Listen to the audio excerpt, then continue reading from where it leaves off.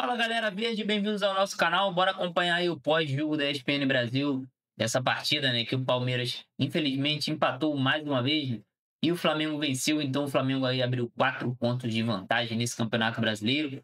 É possível ainda matematicamente, né? Mas ficou muito difícil agora depois desses últimos resultados, né? Então o Flamengo tá praticamente aí com as mãos na taça, galera. Bora ver o que o Abel Ferreira falou, né? Abel Ferreira deu uma entrevista aqui muito forte. Eu só vou fazer uma análise aí, eu quero deixar esse vídeo aqui nos meus créditos para ESPN Brasil, galera. Chega deixando aquele like no vídeo. E sem mais delongas, vambora acompanhar o conteúdo. Do Maracanã, direto para o Allianz Parque, Abel Ferreira falando em entrevista coletiva, empate do Palmeiras contra o Fluminense 0-0. No seu ano não há tempo para respirar, nem para descansar. Falaste em energia, acho que isso é bem evidente. Não é porque eles não tentem, não...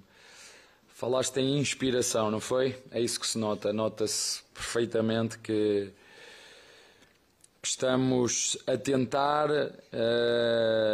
mas sem ser criativos. Tu vais um por um, acho que é injusto falar só de um jogador. Tu vais um por um e começas a ver que não foi bom a paragem FIFA, não foi bom os jogos que tivemos fora, não foi bom jogar sem 7 ou 8 jogadores, não foi bom ter jogadores castigados importantíssimos naquilo que é, sobretudo, o motor do meio campo, porque perdemos o Lucas, perdemos o Andreas nestes jogos em que perdemos jogadores para as seleções, e nós sabemos a importância de que é o motor, ter um motor criativo e potente, e nós neste momento... falaste bem, parecia a continuidade do último jogo com outros jogadores, não é? Mas é isso, acho que foi uma partida muito transpirada e pouco inspirada. Abel, boa noite. Gustavo Soler da TMC. E amanhã a torcida do Palmeiras já fez uma convocação para ir à porta da Academia de Futebol para ter um último contato com vocês antes do embarque para Porto Alegre e, consequentemente, o embarque para Lima na final da Libertadores. E depois da ida deles até a Academia de Futebol, pelo menos 10 ônibus seguem em caravana já no domingo para Lima, no jogo do próximo sábado. O que falar para esse torcedor que hoje deixou o Allianz Parque vaiando o desempenho do time dentro de campo? E uma segunda pergunta, né? Hoje foi o último jogo do Palmeiras no Allianz Parque em 2025. É o seu último jogo também no Allianz Parque ou para o ano que vem dá para te esperar nessa cadeira? Olha, já te disse, nós este ano já nos pregaram na cruz várias vezes. Era um ano que era para ser do zero, perdemos com o Corinthians, crucificaram-nos. Fomos ao Mundial, crucificaram-nos. Viemos do Mundial com 15 ou 16 jogadores novos. Vendemos o Estevão, vendemos o Rios, reformulamos o elenco. Infelizmente investimos 25 milhões num jogador que só nos ajudou muito pouco. No momento decisivo do ano perdemos o Lucas, um médio que nos ia ajudar pela sua experiência. Aliás, quando saiu o Rios, ele foi o motor da equipa.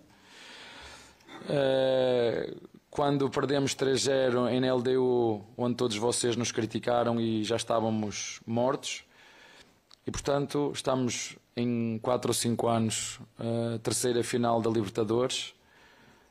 Até hoje lutamos pelo título e perdemos-lo, não é eu perdi, perdemos-lo como equipa. Acho muito difícil ter energia, até porque depois da Libertadores, do jogo que tens a seguir, são 2 dias a seguir. Isto é inacreditável, não é? Nem tempo tens para festejar, isto é outra coisa. Portanto, é isso que eu tenho para te dizer. Em relação ao resto, na altura certa saberás o que é o destino. Tudo bem? Bruno Melhores, Rádio Bandeirantes. Mais pensando no jogo de hoje e no que vem pela frente contra o Grêmio, numa semana muito importante para o Palmeiras. O Palmeiras vem agora de uma sequência de muitos jogos sem fazer gol. O ataque parou de produzir. Isso te preocupa, pensando nos 2 jogos que são importantes? Porque na terça-feira, dependendo do resultado, a gente pode ter a história definida no Brasileirão, e esse horário, no próximo sábado, você já vai ter também a definição da Copa Libertadores. Olha, já te disse que não ajudou neste momento ter jogadores fora. Acho que estar nas seleções não ajudou, 7 ou 8 jogadores. Basta ver como eles foram, como eles vieram. Lá jogam de uma maneira, treinam de outra. Alguns jogaram, outros nem jogaram nem treinaram, como deve ser, porque eu sei como é que funcionam as seleções. Mas temos aí, não adianta dizer, acho que devemos canalizar a nossa energia agora para aquilo que é o próximo sábado. Temos um jogo a meio de semana, vamos prepará-lo da forma que acharmos que é melhor, mas acho que o campeonato está entregue e na altura certa iremos falar aquilo que foi este campeonato brasileiro. Abel, boa noite. Pensando em sábado já então, a gente percebe que você durante os últimos jogos, até durante os últimos meses, tem uma dificuldade ali talvez para saber quem é o meio armador. Você já testou Maurício, você já testou Veiga, o Andreas quando o Lucas Evangelista estava à disposição também jogou ali? Não tenho. Sim. Não tenho. Um está lesionado, o outro estava castigado. Mas castigado por quê? Você sabe porque é que ele ficou castigado? Como é que é? Não, por causa de um erro inacreditável do árbitro. Ou o que eu estou a dizer é mentira? Depois falamos sobre isso. As narrativas que se criam, falamos sobre isso. E você tem essa... A gente não sabe muito ainda quem é esse jogador, quem é esse meio armador do time. Hoje você abriu o Alan de um lado, o Sousa do outro, e jogou ali com o Aníbal e o Emiliano pelo meio. Você já tem uma decisão para sábado? Isso te preocupa, não ter esse homem de referência ali no meio de campo com camisa 10? Nós temos o Andreas, hoje não tínhamos o Andreas. Eram os médios. Quem eram os volantes que nós tínhamos hoje disponíveis?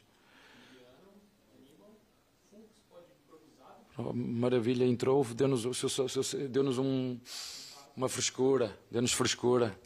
Né? Claro que estava à espera muito mais que o Emiliano e o Aníbal nos entregue muito mais, porque ele já nos entregou. Estamos a falar de um jogador que é jogador da seleção argentina, não é? Nós fomos contratá-lo, mas enfim, não adianta estar aqui. Acho que foi um jogo pouco criativo de toda a nossa equipa hoje e jogámos com os jogadores que tínhamos, não adianta. Um estava castigado em função daquilo que foi um erro inacreditável do árbitro.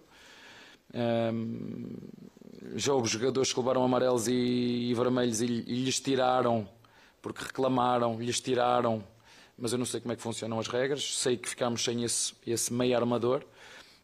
Tu és inteligente e tens visto quem é que tem jogado a meio armador. Não é preciso fazer essa pergunta, tu sabes quem é que tem jogado a meio armador. Só que hoje, infelizmente, por um erro grave, nós ficámos impedidos de jogar com esse jogador. Abel, Lucas Basílio da Rádio 105 FM. A gente já falou aqui sobre o que dizer a torcida, né? Porque se tratam já de 4 jogos sem nenhuma vitória e num momento, acho que mais importante da temporada, né? Mas eu queria que você falasse, até para a torcida também, a respeito do cansaço desse elenco, de tão frenético o calendário, né? Não só físico, como psicológico também, né? Quando ninguém acreditava, o único que acreditou na Noite Mágica foi eu. No final do ano, eu terei, com todo o gosto, de falar com a torcida, de coração aberto, com tudo o que se passou este ano, para lhes dar as notícias todas, daquilo que foi este ano, o que era para ser este ano e o que é que nós conseguimos este ano. É que às vezes as pessoas esquecem-se das entrevistas que eu fui dando aqui, o que é que nós falamos e onde nós chegamos, e as pessoas depois deturpam tudo. Não vamos pôr a carroça à frente dos bois, nem eu vou deixar que ninguém, aconteça o que acontecer até ao fim, diga que esta foi uma época que não foi positiva. Não vou deixar. Abel, boa noite. Permita-me voltar no assunto do Flaco. Ele chegou hoje a uma sequência de 10 jogos sem balançar as redes, contando 9 do Palmeiras e uma partida também com a seleção da Argentina. Tem a bola no segundo tempo e que ele tem uma chance clara. Tinha a opção talvez mais provável do passe para o Vitor Roque na esquerda. E ele acabou optando pela finalização. No jogo contra o Vitória também teve uma chance que ele poderia ter soltado a bola e acabou optando pelo arremate direto.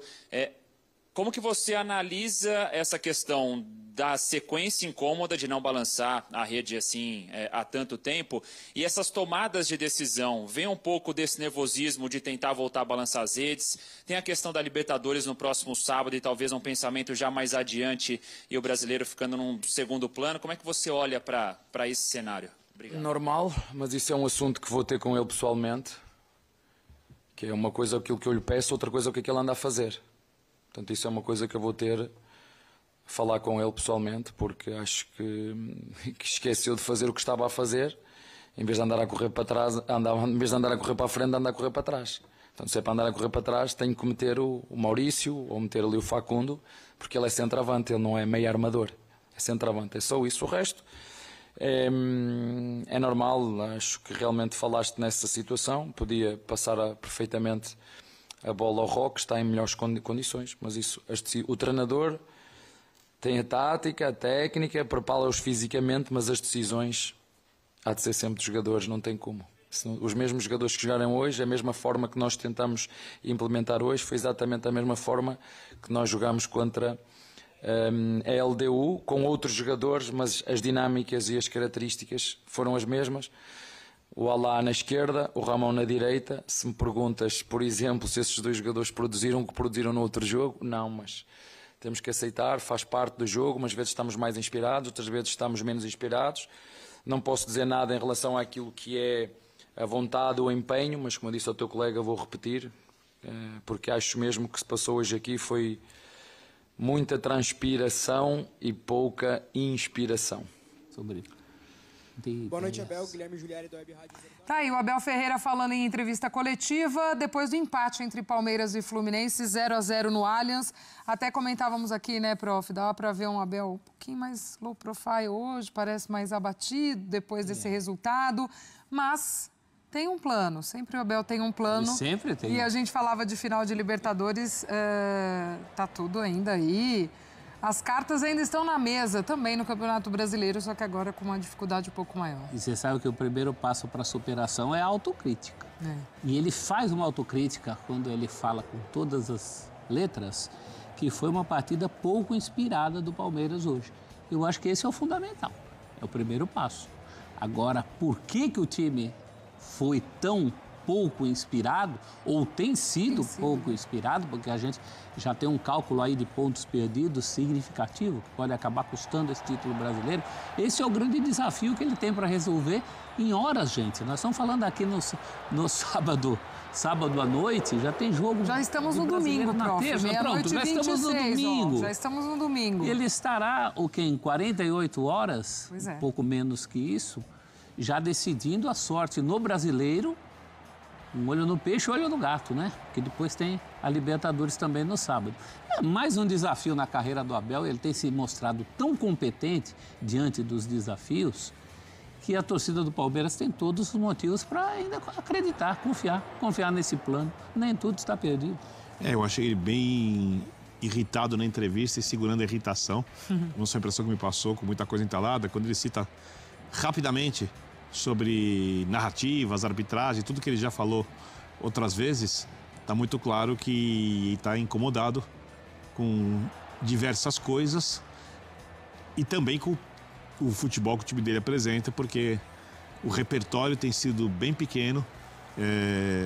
Lembrando que essa foi a tônica do Palmeiras até o jogo contra o Ceará, 12 minutos, quando Flaco Lopes e Vitor Roque começam a jogar juntos. Dali em diante o time voou, apresentou o melhor futebol do país, assim, era avassalador. E, por enquanto, o encaixe parou de funcionar. Não foi só a ausência do Andrés, porque o Andrés jogou contra o Vitória.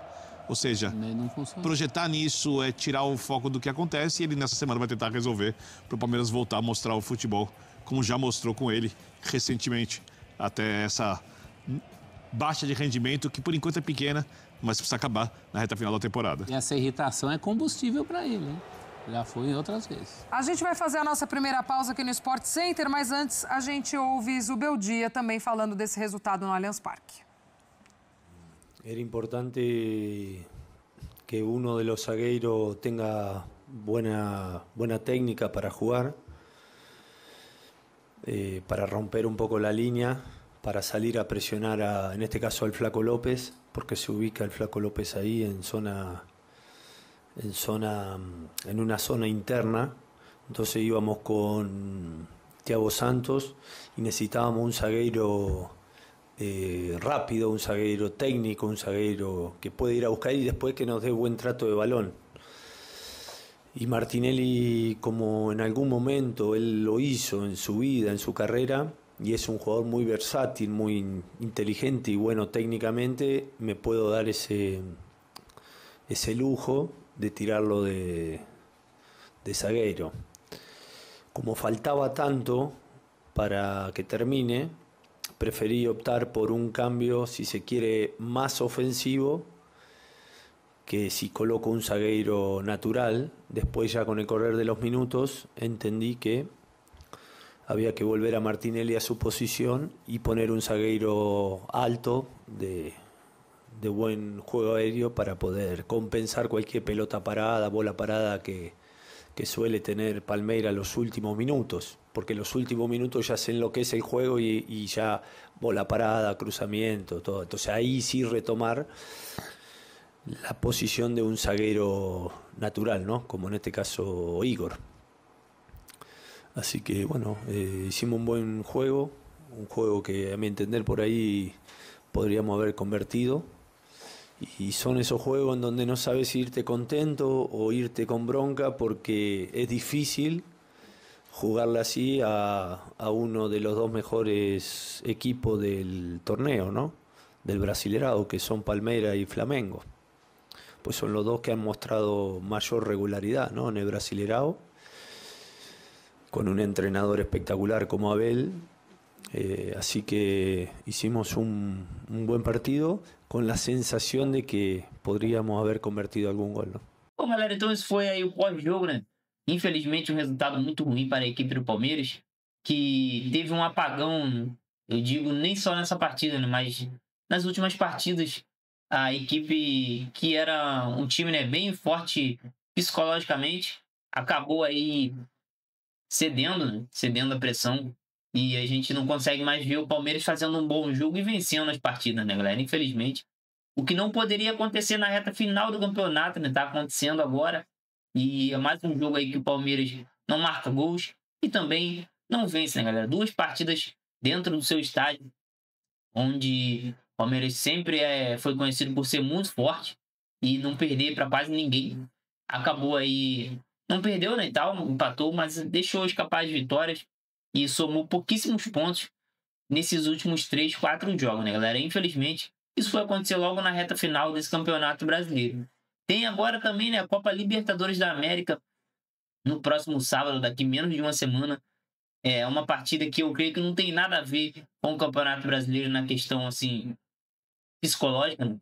Claro que se o Palmeiras estiver com a autoestima baixa, entrar para a final e o Flamengo com a autoestima alta, né, pode sim ter algum peso, mas é um jogo só, é uma partida em um campo neutro, torcida dividida, então não tem vantagem para ninguém, né, galera? Então é um jogo que eu creio que vai vencer o time que errar menos, que conseguir fazer o seu jogo, impor o seu jogo, né? E ter mais preparo psicológico também. Eu não espero uma final em que o Flamengo vai para cima do Palmeiras e vice-versa. Acho que vai ser um jogo estudado e mais para o final que os times vão buscar o jogo, né? Essa é a minha opinião. Possa ser que aconteça o oposto, né? Mas eu creio que o Flamengo vai respeitar o Palmeiras e o Palmeiras deve respeitar também a equipe do Flamengo, né, galera? Muita qualidade tem o jogador do Flamengo e tal, e não pode dar mole, né? Mas esse campeonato brasileiro aí, sendo bem realista, eu diria que está praticamente perdido agora para a equipe do Palmeiras.